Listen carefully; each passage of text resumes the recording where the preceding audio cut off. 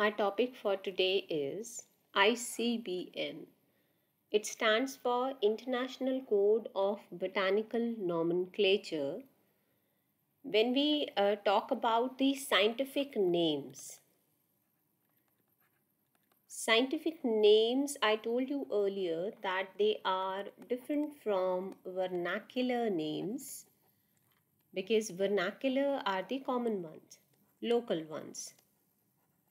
Okay, so vernacular name of a species that may be different at different places in the world. So that's why in order to have uniformity in the nomenclature, scientific names were proposed.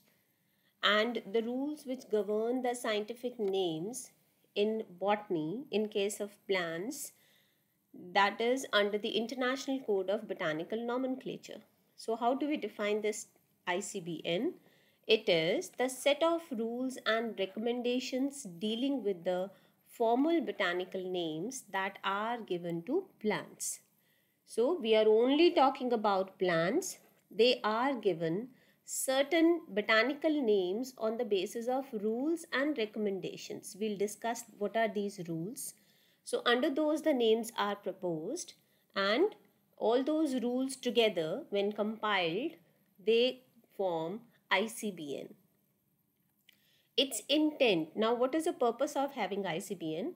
Its intent is that each taxonomic group of plants has only one correct name which is acceptable worldwide. So when we are talking about a plant species in India or in America or in Africa, at all places the name should be, there should be one correct name, the scientific name, and that should be applied all over. Okay. The ICBN sets the formal starting date of plant nomenclature at 1st May 1753. This day is regarded as the one through after which the rules are being followed, and the day has been set because it was the date of the publication of Species Plantarum, that is an important book by Linnaeus. Okay, so Linnaeus, who is called the father of binomial nomenclature because he made this system of having the scientific names popularized in plants, and that's why the day when he published the book Species Plantarum, that is recognized as a formal starting date for ICBN. Now, who governs the ICBN? ICBN is under a body called International Botanical Congress. This is a society that make necessary amendments or changes whenever required in the code. Okay, and whatever, let's suppose sometimes a scientist is proposing some change in the name. So when he is proposing change in name, then it will be due considered by the committee members of IBC. Then they will give some recommendations, and ultimately the scientists will think again whether those recommendations or whatever objections there are, they can be overruled or not.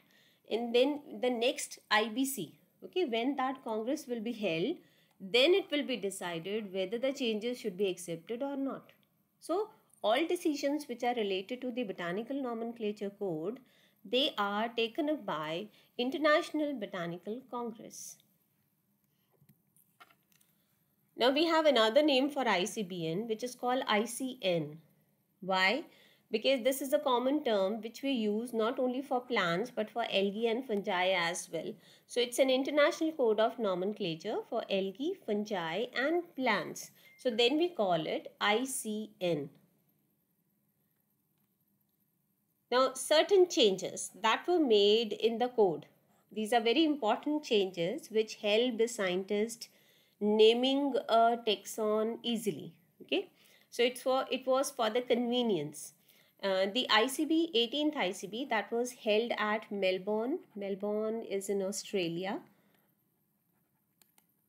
In that ICB, it was decided that the name of a taxon can be electronically published. Okay, earlier it had to be written scripts, but then onwards, after the 18th ICB, it was finalized that names, they can be permitted in electronic version as well. Then the second was, earlier the name had to be in Latin language. Okay, there was no other option. If you are finding some genus and some species, you have to name that from the some word in the Latin language itself.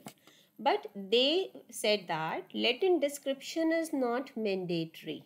Okay, when you are describing that species, it is not necessary that it should be in Latin language. No, why earlier it was proposed for Latin language? Why? Because Latin is a dead language.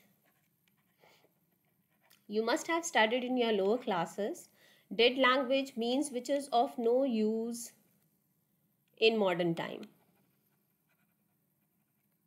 So when we are not using that, so there is no scope of changes in the language. That's why whatever words are being taken from that language, they will not be changed with time. So in order to have that, means that is the dead language which has no scope of change. So all words, all description part, that was supposed to be Latinized. But after this 18th ICB, it was said that there is no need for Latin description, and it permitted the use of English as well as Latin. You can use any of these two for publication of a new name. So this was under Article 39, that whenever a scientist is proposing a new name and providing description of that, they may use either Latin or English language. Now, this ICBN, it has certain principles, rules, and recommendations. So, 3 segments are there. We'll take up these segments one by one.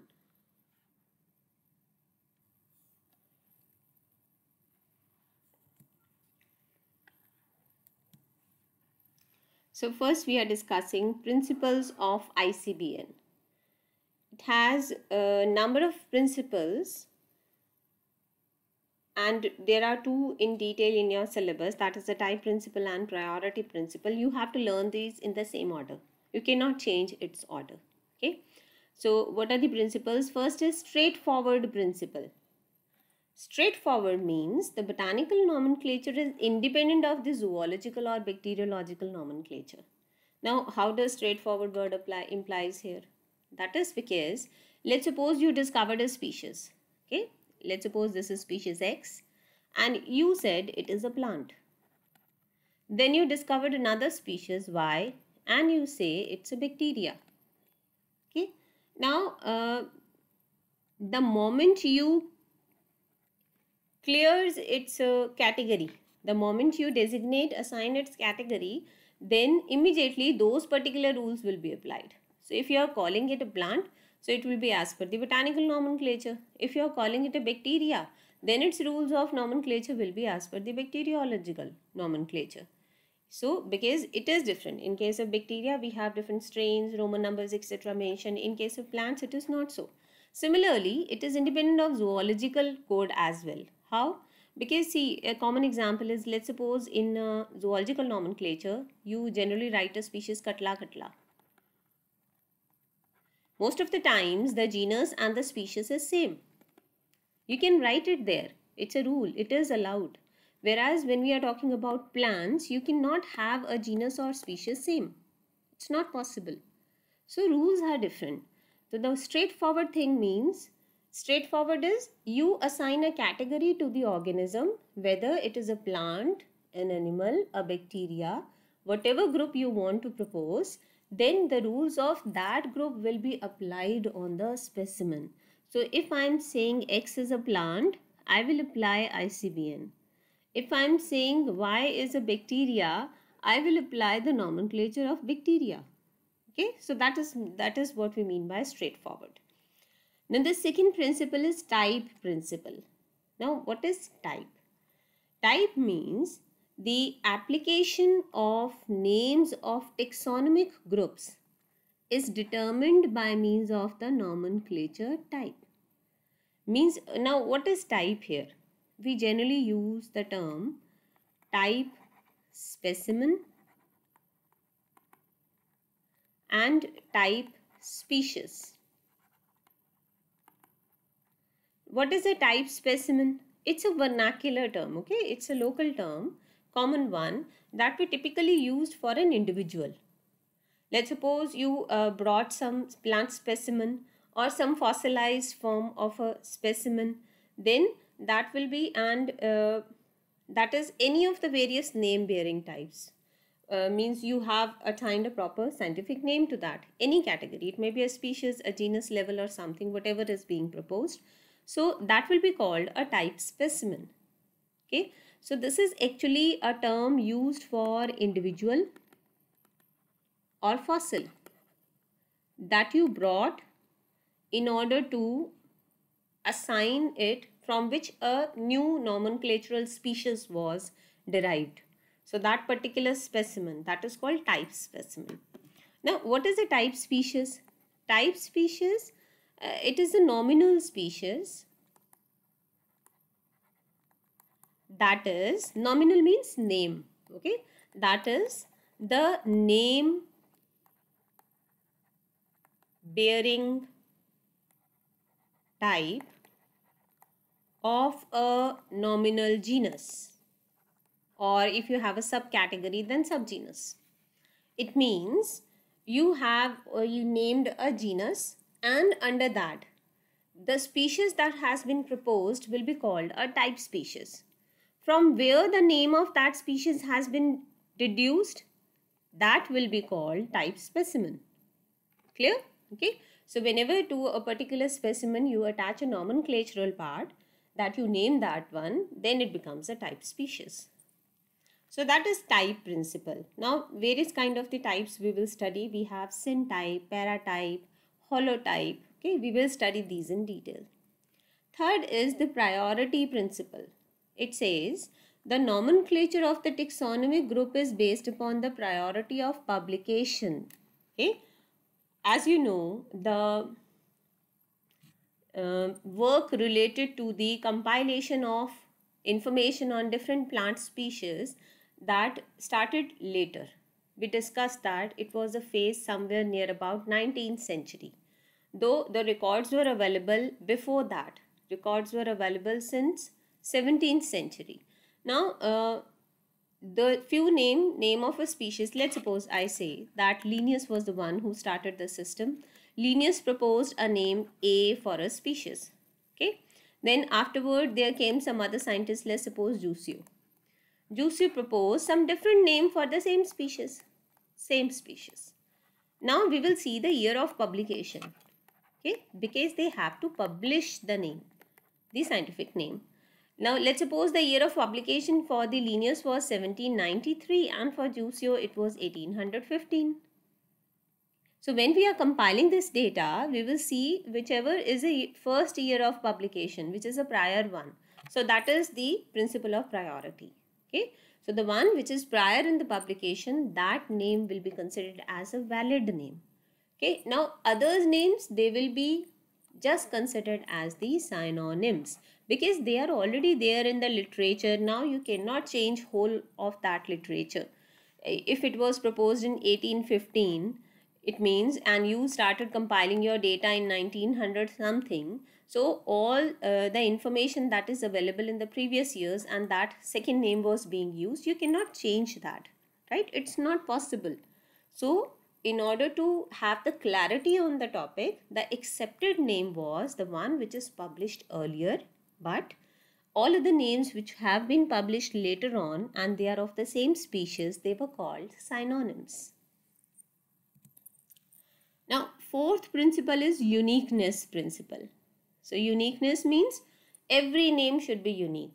If you are talking about a particular individual and you are assigning it a scientific name, then it should be unique and that individual can have only one correct name. That's why there was a concept that one name should be considered valid and others they should be considered as the synonyms. But they are invalid. Okay. So each taxonomy group with a particular circumscription. Circumscription means the complete description whatever is being provided by that taxonomist when the person is proposing a scientific name. So the particular subscription, position and rank, and then classifying that organism, so assigning it a rank that can bear only one correct name. Okay, so this is important. It has to be unique. It should not match with anybody else. So the earliest that is in accordance with the rules except in specified cases. This we'll discuss. There are certain cases in which, let's suppose, the original type is missing. Maybe it was a fossilized form and the specimen get lost, so we could not trace the records. In that case, the new name is allowed. It is possible there. They are the different cases. There are few exceptions, but otherwise the earliest one, which is in accordance with the rules, which is the most appropriate, that is considered as the only correct name of that species. Next, fifth principle is as it should be principle.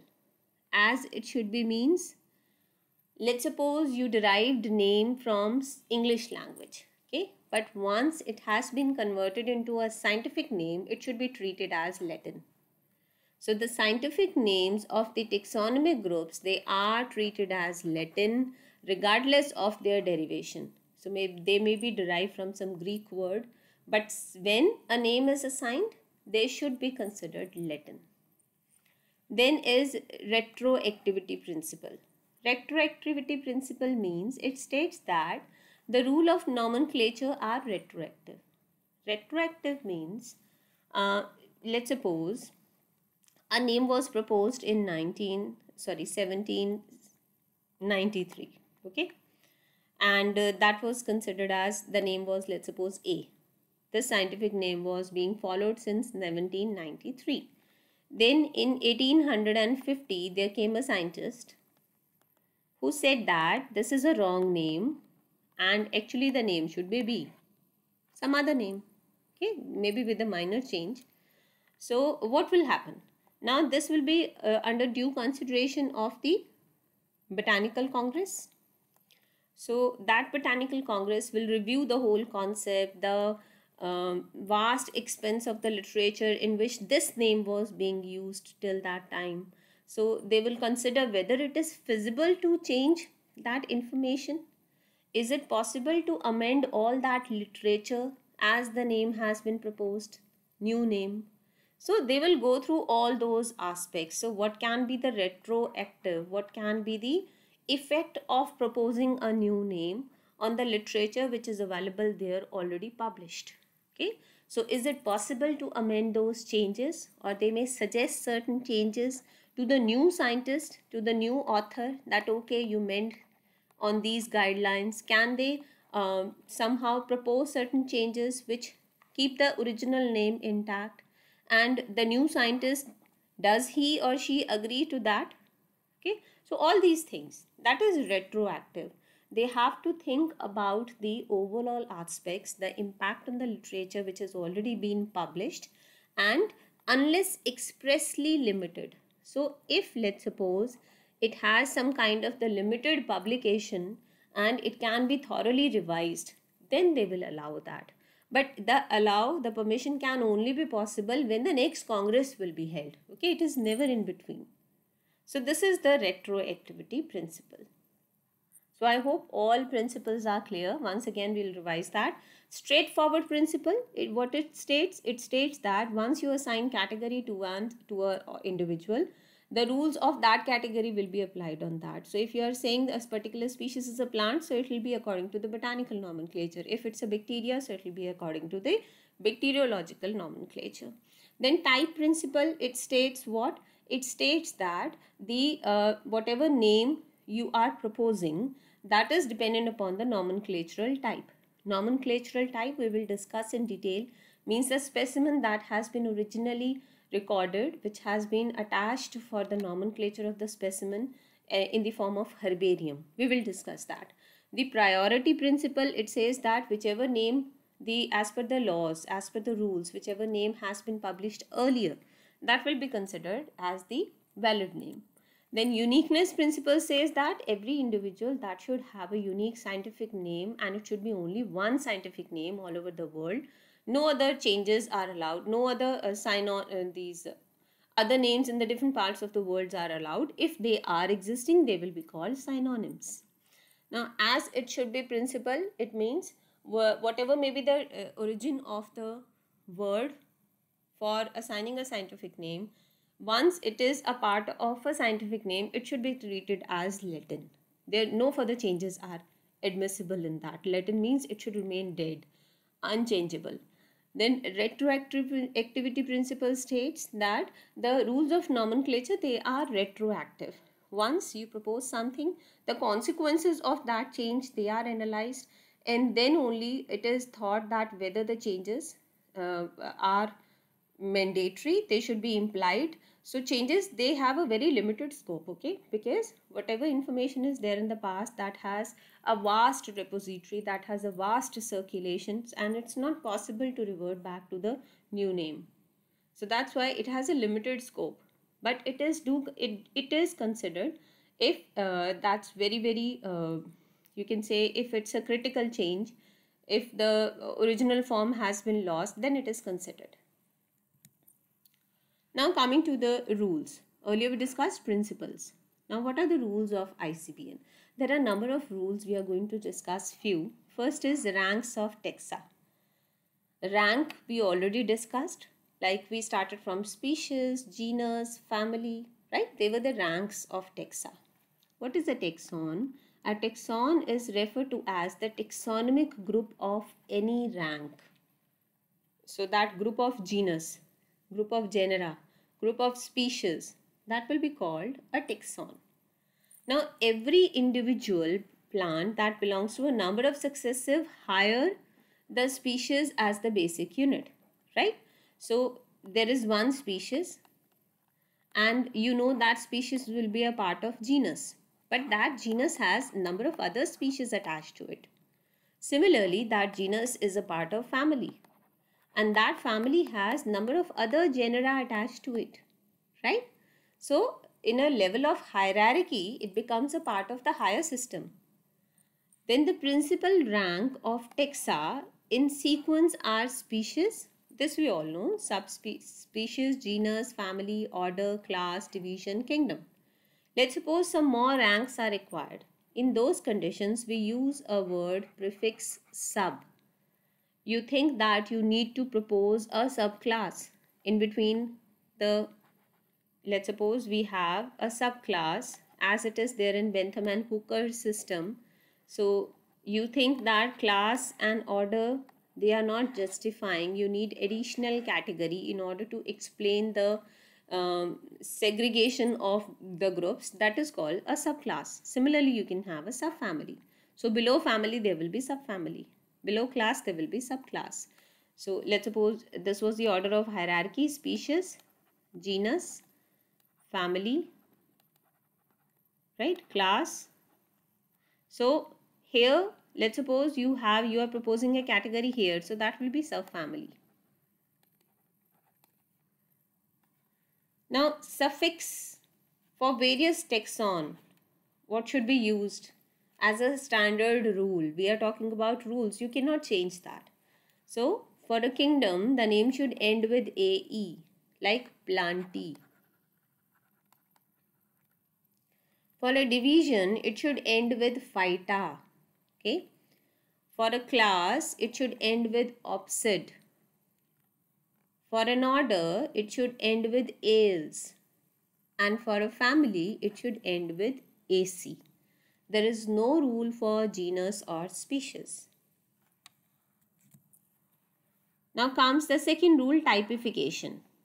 This is related to the second principle, type principle.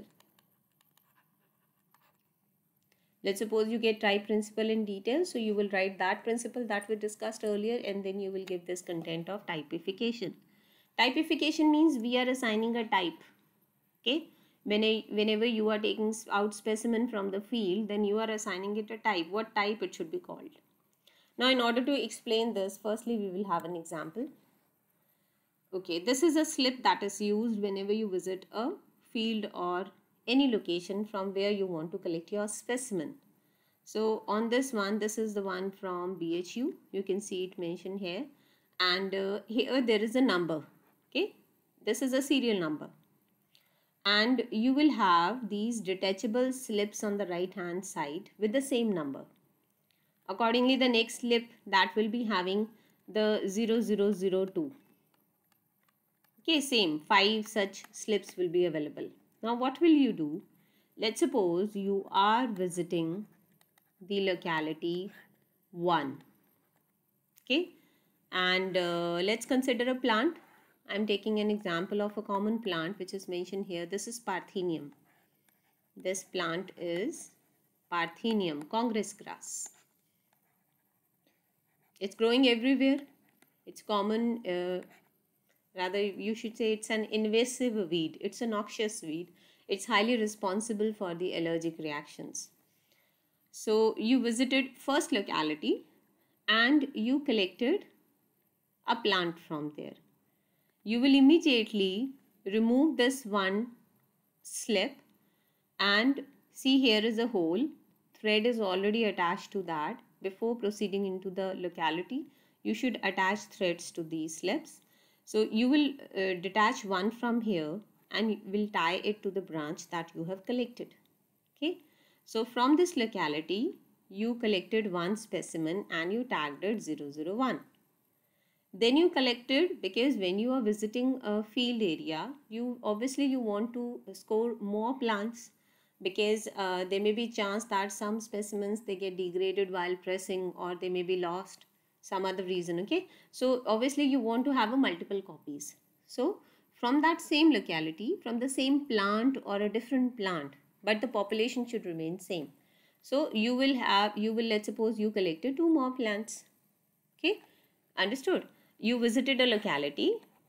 This is a locality where the population of Parthenium is growing. Okay, number of plants are there. This is locality 1. So you cut a plant branch from here. You can have second from here or from any other plant in the same locality. Understood? So you will give it a same tag because locality is same. So you will have, it means 3 plants from locality 1 on which you have used this tag.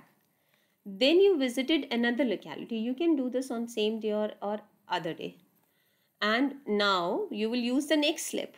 Okay, this part is done. You can mention here if you know the name of the plant, the family, what is its local name, what is its habit, height of the plant. All this information is recorded in the field itself. Then next day or the same day you visited another locality where also the Parthenium was growing. Now you will have the second slips, okay, on which there is another number. So you will cut a branch and tag that plant with this serial number. Similarly, let's suppose you collected one more from that area and one more. So it will carry same number. Okay, and you will record this information. It will be on the next slip. Then you visited third locality. Third locality also you will repeat the same procedure. Okay, now the field work is done. So in the field, you collected the specimen, the branches, and you tagged them with numbers. Each number signifies one locality. So these are actually replicates of locality 1 that you collected. These may be the copies from locality 2, locality 3, but they are overall same plant. Okay. Now what will you do? You will come into your lab and will prepare the herbarium sheets of all these specimens that you have tagged. So this is the on the herbarium sheet actually. So you will dry that plant. The tag will remain in as such. When you have to propose a name, all this information should be kept intact. Okay, they are meant for the research purpose, the data that can be checked, whatever information you gathered, how you propose the name, the samples, they should all be accessible in future also. So that's why they are maintained as a record. So you dried those branches and you pasted it on a herbarium sheet. This herbarium sheet will obviously be carrying a tag here, okay, that you know with the name and all. It will be mentioned there and who collected it, when, what was the date and all. Now this tag will be left intact. I told you it will be there so that you can have an idea it was collected from which locality. So what will you do? You will observe your specimen and it is totally the discretion of the researcher which specimen he wants to use as a nomenclatural type. This is really important. For example, the specimen that he collected from this locality, that was best of all. It was having the flowering stages at the proper life cycle stage. it was having the leaves in a healthy environment, the good one, all whatever characters he was trying to describe, they were very clear in this specimen. Okay, so let's suppose this specimen was considered as the best specimen. You may have any, okay, this may be this also, you can have any. Let's suppose this is what he considered as the best, and he used this to describe this species, Parthenium. So then this we say that this specimen has been attached to the nomenclatural type, means from which the nomenclature is being proposed. Okay, clear? From which the nomenclature was proposed, whose description was mentioned by the researcher, that one specimen which he considered as per his discretion the best one, that will be called the nomenclatural type, means this specimen has been attached to the nomenclature. So once this specimen has been attached to the nomenclature to a particular taxon, then we will say that this is the holotype. Okay, the one which has been used as a nomenclatural type, which has been, we say, permanently attached to the taxon. Okay, whatever taxon I am proposing, it is permanently attached to that. So that becomes holotype. Holotype is very, very important, because whole description, whatever is being proposed by that taxonomist, will be exactly based on the holotype. Now, you collected other specimens also. You collected these. So those which are from the same locality, they will be called isotypes. Okay. It means for 0001, you proposed 1 as a holotype. Other 2, because you collected 3 specimens from there, other 2, they will be called as isotype. Okay, because you know they are from the same locality, they may be from the same plant as well. So that's why they are called isotypes. They are exactly like the specimen that you are using, but in order to avoid confusion, the one has been attached to the taxon permanently, that has been attached, that will be treated as holotype, but all other which were collected from the same locality, they are treated as isotypes. Now, what are the paratypes? So, okay, let's suppose before that we discuss the syntypes. Syntype is an old concept. Okay, this is when, let's suppose this is a case when I went to the field, I collected these 3 specimens from each locality, and I did not assign any specimen as the holotype. So if I don't assign a specimen as holotype, all these, they will be called as syntype. Okay, clear? So when the taxon is not assigned, so I am not referring to on which specimen my description is based. So holotype has not been decided by the author. So in that case, whatever specimens you are collecting from the other localities, total all, they are called syntypes. Okay, so from 1, 2, 3, it will be all syntypes. This is an old concept. This is not used nowadays. Why? Because let's suppose you collected one from here and the other from this locality. There are some minor changes in that, and your description is an overall one. Then in future, the other people, they should refer which specimen, this or this. So it brings a lot of confusion. So that's why the concept of syntype has been ruled out. And now we use the concept of holotype, that one specimen must be specified. It must be permanently attached to the taxon. Clear? Okay, next is paratype. What is paratype? Leaving the holo and iso, these, whatever are being collected from other localities, when the locality is changing, see, when the locality was same, the one which has been attached was called holo and the other one they were called iso.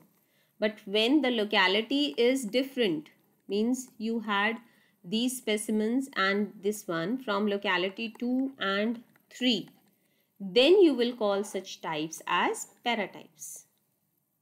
Okay, clear?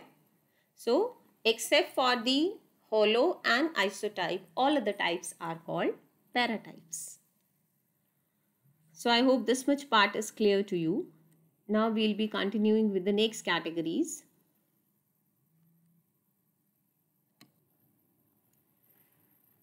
Okay, the other types, they are, we can briefly discuss here, then we will discuss them in detail along with the definitions. We have neotype, epitype and lectotype. What are these? The neotype is, neo word is for new. Okay, let's suppose the holotype, isotype, paratype all are lost. How the loss? They may be because of some natural calamity, they may be because of in certain infection, the herbarium records they got damaged. Okay, there may be any reason that all these records they are not available. So when these records are not available, then the specimen, same specimen from a locality, that will be tagged, that will be attached as a nomenclatural type. So I will make that holotype, a new specimen. Okay, so it will be called now a neotype because it's not the original one. Then what is epitype? Let's suppose you collected same specimen, it has got all characters that have been proposed by a researcher or the author earlier, but you observed some new character. You all know that the environment is changing. Because of that, we may have certain changes in the plant species as well. So all characters were same, but you discovered a new character in that organism, in that species. So when you are proposing a new character, but the taxon remains the same, and within that taxon a new character has been introduced, then that specimen will be taken as epitype. Okay. Now what is lectotype? Lectotype is when holotype is lost. It's not available. So, or it may be the case when holotype was not decided, as is the case of syntype. So it was not decided. Either it get lost or it was not decided, so it's not available. Okay. So what will we do? In that case, the isotype or from paratype, one specimen will be attached as holotype. So that will be called lectotype. What is lectotype? If the holotype is lost because of certain calamities, because of disease or some other maintenance problems, the holotype is lost, or the author originally did not propose any holotype. It was not decided. Then from the isotypes or paratypes, we can label. No, it's not the game of everybody that, okay, I am proposing some other plant specimen as holotype, somebody is proposing other. No, it has to be an authenticated work by an author. So out of the isotypes or paratypes, then one specimen will be considered. It will be permanently attached to the nomenclatural type. It will be proposed as a holotype. So then it will be called lectotype. I hope this part is clear. Okay. So these were the main categories of the types that we discuss under typification. Now in the next lecture we will discuss what are the exact definitions of these types.